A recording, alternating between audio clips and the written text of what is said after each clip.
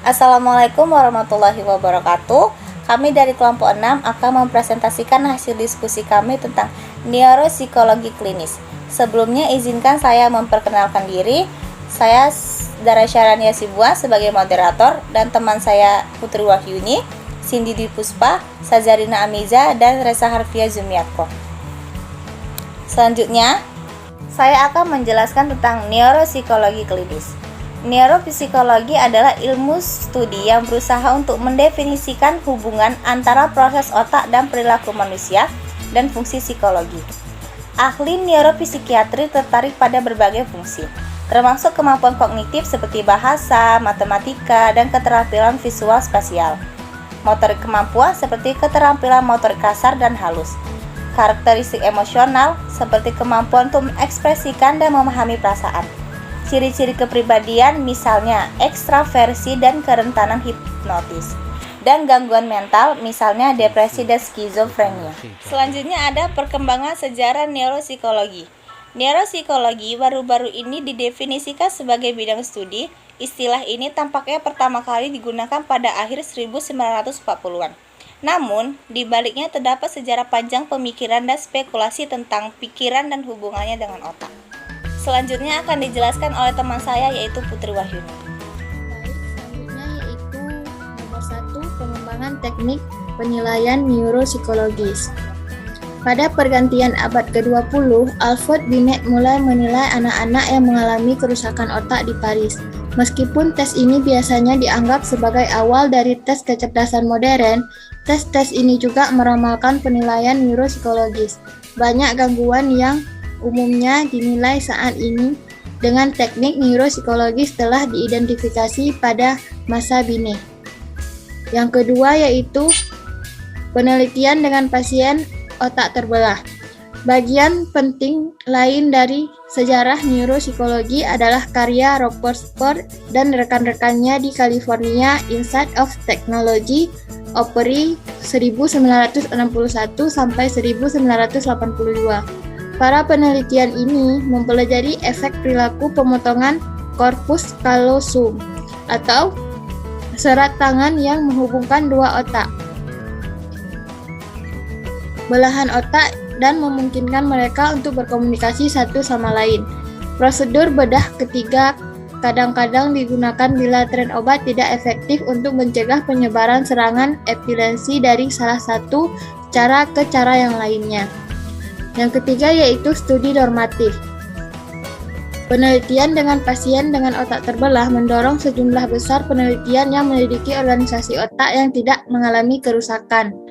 Studi-studi ini sering menggunakan tasitoskop yang merupakan perangkat presentasi stimulus yang memanfaatkan fakta bahwa ketika mata difokuskan pada titik pusat, rangsangan di bidang visual kiri dirasakan pertama oleh belahan kanan, sedangkan rangsangan di belahan kanan bidang visual dirasakan pertama oleh belahan kiri. Yang nomor 4 yaitu munculnya neuropsikologi klinis. Pemahaman kita tentang hubungan otak dan perilaku telah diperkaya dan diperluas secara luar biasa dalam beberapa dekade terakhir. Oleh penelitian dalam beberapa dekade terakhir, dan beasiswa yang telah memberi bukti konvergen untuk banyak wawasan pada saat yang sama. Wawasan ini telah semakin diterapkan untuk kepentingan klien, individu melalui neuropsikologi klinis, yang muncul sebagai spesialisasi profesional yang khas pada tahun 1970-an. Bagian selanjutnya yaitu prinsip dasar neuropsikologi.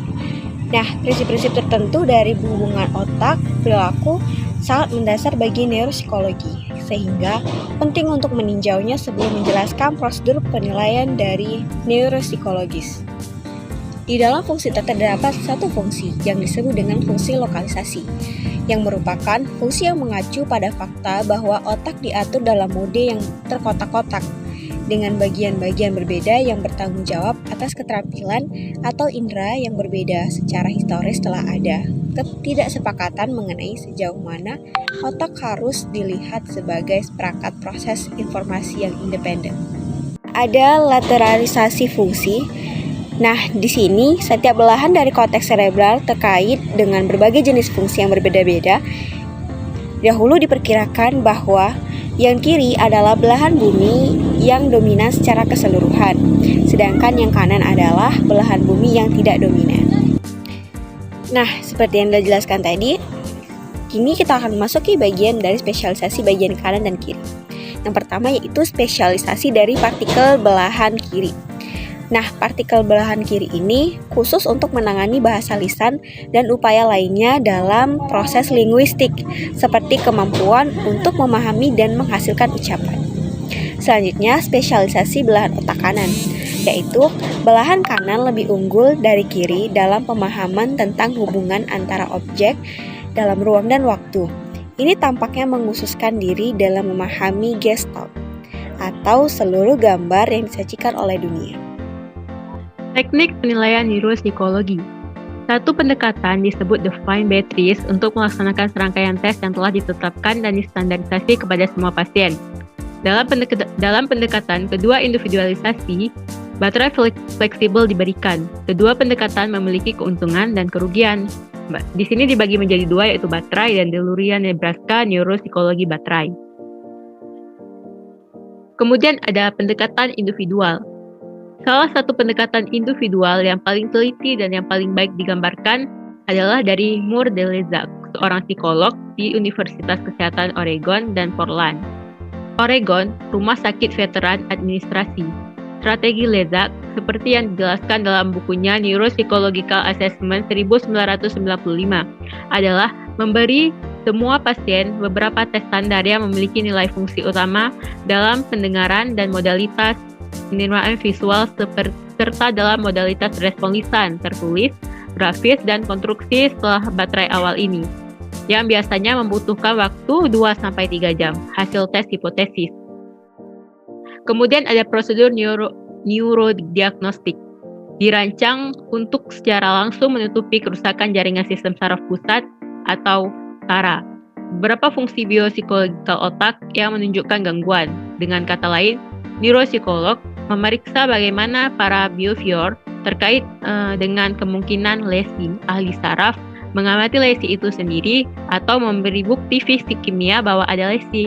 Di sini juga disebutkan neurological clinical examination, lumbar puncture, electroencephalogram, Outburn electrical test, X-ray, positron emission tomograph, single photon emission computed tomograph, arteriograph, magnetic resonance imaging, and functional MRI, biopsy and exploratory surgery. Selanjutnya ada pendekatan neuropsikologikal untuk psikopatologi. Yang pertama ada depresi. Neuropsikologi telah tertarik pada depresi sejak tahun 1970-an ketika pasien sering menunjukkan reaksi yang agak ceria, tidak pantas, tidak peduli terhadap gangguan mereka dan gejala depresi lainnya. Yang kedua ada skizofrenia. Studi awal yang sebagian besar menggunakan metode taksitoskopi menyarankan kemungkinan bahwa skizofrenia ditandai dengan aktivitas berlebihan dari hemisfer kiri otak. Dan yang ketiga adalah learning disability. Mengingat minat mereka pada kemampuan intelektual dan kinerja mental, tidak mengherankan jika penelitian telah menemukan misalnya bahwa disleksia atau gangguan dalam kemampuan membaca adalah kebiasaan para neuropsikolog tertarik pada ketidakmampuan belajar. Selanjutnya akan dijelaskan oleh teman saya, yaitu Resa. Baik, selanjutnya ada pelatihan neuropsikologi klinis. Bagian dari tugas divisi neuropsikologi klinis (APA) adalah untuk menemukan pengalaman, pelatihan, dan pendidikan yang diperlukan untuk menjadi ahli neuropsikologi klinis yang kompeten dan untuk melembagakan prosedur untuk memperoleh kredensial untuk menunjukkan kompetensi tersebut.